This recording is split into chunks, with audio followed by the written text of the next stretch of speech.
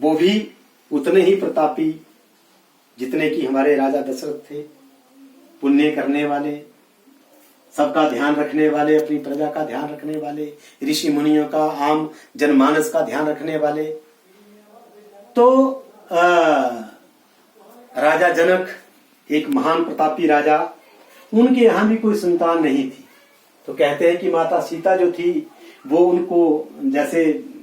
राजा भगवान श्री रामचंद्र जनक जी के जन्म की कथा, वैसी माता सीता के जन्म की कथा है कि वो भी जब उनको कहा कि रात के अंधेरे में आप हल चलाएंगे तो आपको वहां, तो उनको जब वो राजा जनक जी ने वैसा किया,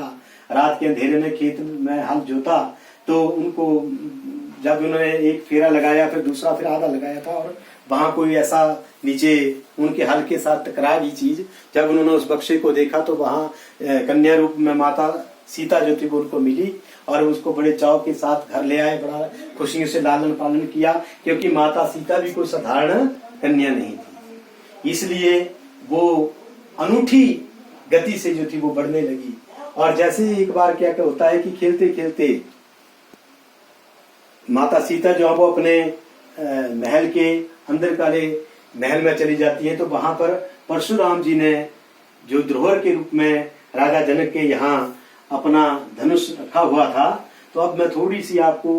उस धनुष के बारे में बताना चाहूंगा कि जब भगवान परशुराम जी ने भगवान शिव जी से वो धनुष प्राप्त किया था, वो अजय धनुष था। तो जब उनका युग यहाँ इस धरती के ऊपर समाप्त हो गया था, तो उन्होंने भगवान शिव जी से ये पूछा कि भगवान, मैं आपको, जब वो कैलाश पर्वत पर जाकर उस भगवान शिव जी को अपना वो धनुष लौटाने लगे कि भगवान आप, मुझे इसकी आवश्यकता नहीं है क्योंकि अब मेरा युग जो वो खत्म हो गया, तो आप इसको ले लीजिए। तो भगवान शिव जी ने कहा कि नहीं, ये मैंने आपको दे दिया है और ये आपके पास ही रहेगा। तो जब ये वार्तालाप बढ़ता है तो परशुराम जी भगवान शिव जी को कहते हैं कि अब मुझे इसकी कोई आवश्यकता नहीं है, तो आप मुझे बताएं कि धरती के ऊपर ऐसा कौन सा, ये तीनों लोकों में ऐसा कौन सा व्यक्ति है जो इसको संभाल सकता है, जो इसकी देखरेख कर सकता है। तो भगवान शिव जी जो हैं सदाशिव भोलेनाथ, वो भगवान परशुराम जी को सलाह देते हैं कि बस इस धनुष को आप, इस ब्रह्मांड में केवल इन तीनों लोकों में केवल दो ही व्यक्ति हैं जिनके पास, अब वो आपकी इच्छा है, आप किसके पास रखना चाहेंगे आप रख सकते हैं। मैं आपको उनके नाम बता देता हूँ, क्योंकि एक है शिव भक्त, मेरा भक्त रावण, जिसको दशानन के नाम से जाना जाता है। वो भगवान शिव जी का एक महान तपस्वी रहा है। और दूसरा भगवान विष्णु के महान भक्त प्रतापी राजा जनक। और परशुराम जो है वो भी शिव जी के भक्त हैं। इस कारण से वो पहले जो चुनाव करते हैं वो शिव भक्त का ही करते हैं, और रावण की सोने की लंका में पहुंच जाते हैं, जिसको आज हम श्रीलंका के नाम से जानते हैं। तो जब वो वहां पहुंच जाते हैं, वहां वो रावण के साथ वार्तालाप करते हैं, शास्त्रार्थ करते हैं, और बातों ही बातों में समझ जाते हैं कि रावण जो है वो अति घमंडी और अपने पद से भ्रष्ट राजा बन गया है। इसलिए ये धनुष जो है वो अब इस यहाँ रखना सुरक्षित नहीं है। तो वो चुपचाप रावण की सभा से वहां वापस आ जाते हैं और जनकपुरी की ओर चल पड़ते हैं। तो रास्ते में देखते हैं जब वो जनकपुरी की सीमा के अंदर प्रवेश करते हैं तो लोग बड़ी सुख शांति से, बड़े सुख ऐश्वर्य से अपना जीवन यापन कर रहे हैं और राजा जनक की स्तुति का गुणगान कर रहे हैं। और उन्होंने देखा कि एक ओर जहां भगवान विष्णु के भव्य मंदिर बने हैं, तो वहीं दूसरी ओर जो वो भगवान शिव जी के भी विशाल मंदिर बने हुए, और बराबर दोनों समुदाय जो आपस में प्रेम पूर्वक रह रहे हैं, और दोनों, कोई अपने शिव जी भगवान को पूजा कर रहा था, तो कोई विष्णु भगवान की पूजा कर रहा है। तो ये सारा दृश्य देख करके,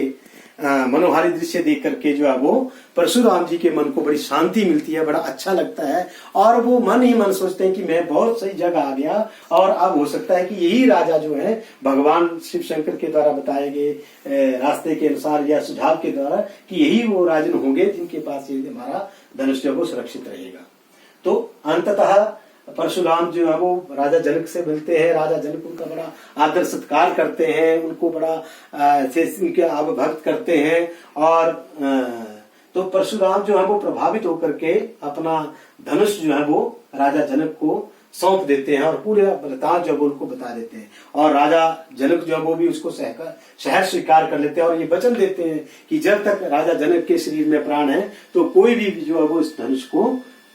ठेस नहीं पहुंचा सकता, इसका कोई भी बांका नहीं कर सकता है। तो प्यारे बच्चों, जैसे ही माता सीता बड़ी होती है और खेलती खेलती वो इसमें चली जाती है, महल के उस कमरे में चली जाती है जहां उस धनुष को रखा गया था, और खेलते खेलते ऐसे ही एक हाथ से उस धनुष को उठा देती है। तो जब इस बात की सूचना जो वो राजा जनक को मिलती है तो राजा जनक जो है वो बड़े आश्चर्यचकित हो जाते हैं, क्योंकि वो समझ जाते हैं कि ये कोई आम स्त्री नहीं है, ये कोई आम कन्या नहीं है। इसलिए वो तुरंत ये शब्द ले लेते हैं कि अब उसी व्यक्ति के साथ, उसी महापुरुष के साथ, उसी महावीर के साथ, उसी तपस्वी महान तपस्वी के साथ सीता का विवाह होगा जो इस धनुष को उठा देगा, ये इसके ऊपर प्रत्यंचा चढ़ा देगा। तो ये चीज तय हो गई। और इस कारण क्या हुआ कि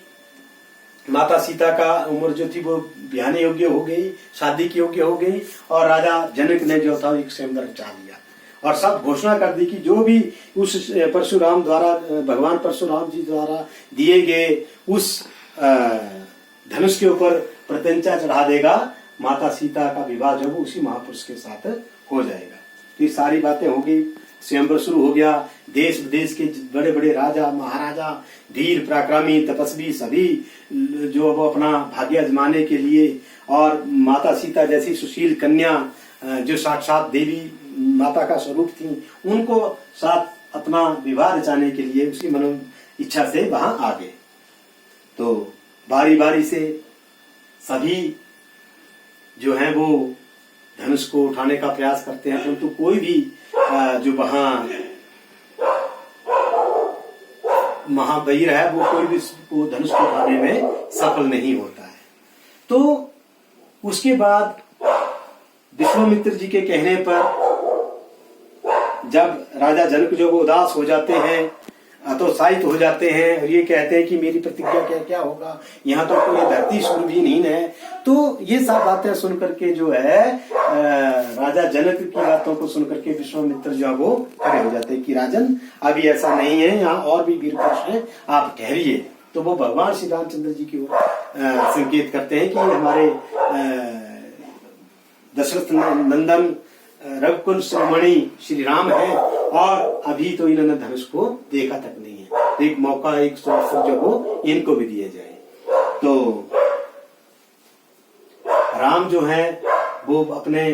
गुरु की आज्ञा से उस धनुष को बढ़ते हैं, तो वो एक ही झटके से जो है वो उस धनुष को उठाते हैं और वो धनुष जो है वो टूटकर बिखर जाता है और उसमें से एक भयंकर गर्जना होती है। और उसी गर्जना को सुनकर के तीनों लोग जो है वो हिल जाते हैं। तो उसी गर्जना को सुनकर के जब वो परशुराम जो वो महेंद्र पर्वत के ऊपर जो तपस्या करते हैं, उनके तपस्या, उनका ध्यान जो वो भंग हो जाता है और वो उस दिशा की ओर चल पड़ते हैं जिस दिशा से उस धनुष के टूटने की आवाज आई थी। तो इसी के साथ इतना सा थोड़ा सा ये वृतांत मैंने आपको बताया, ये सारांश था। तो अब हम आगे इसके पद्यांश को पढ़ेंगे। तो ये जानकारी मैंने आपको दी, मैं आशा करूंगा कि आपको अच्छी लगी होगी। आप इसको फिर से पढ़ेंगे और देखेंगे, और जहां कहीं पता नहीं लगेगा किसी चीज के बारे में आप मेरे से पूछ सकते हैं। जय श्री राम।